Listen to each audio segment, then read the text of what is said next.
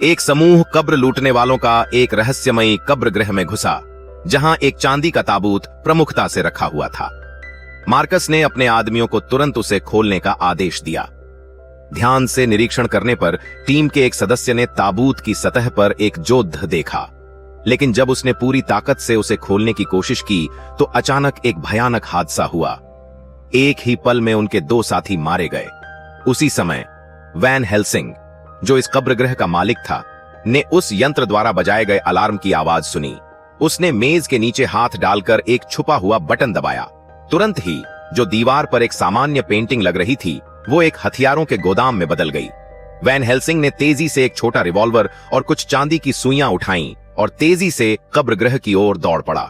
इस अचानक हुए घटनाक्रम से घबराकर मार्कस ने अपने आदमियों को आदेश दिया कि दीवारें उड़ा दो और तुरंत भाग जाओ। लेकिन वे यह नहीं जानते थे कि उनके मरे साथियों का खून रहस्यमयी तरीके से ताबूत में समा गया था।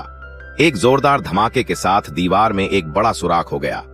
भागने से पहले मार्कस ने ताबूत को निकालने की पूरी व्यवस्था की। जब तक वैन हेल्सिंग वहां पहुंचा, ताबूत गायब हो चुका था और वहां सिर्फ 2 निर्जीव शरीर पड़े थे। वैन हेल्सिंग ने यह महसूस कर लिया कि कुछ बहुत गंभीर गड़बड़ है।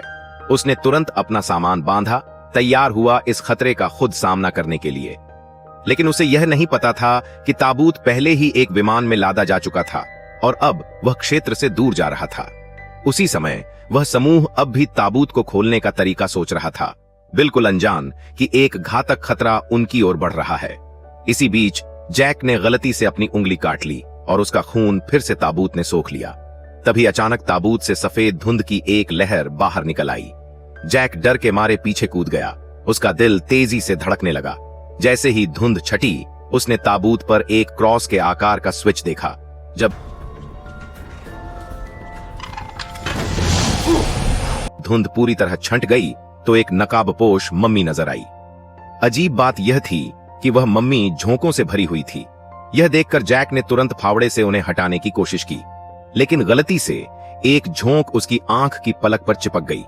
तेज जलन और दर्द के कारण जैक ने पूरी ताकत से उसे खींचकर अलग किया और फिर उसे जोर से कुचलकर मार डाला।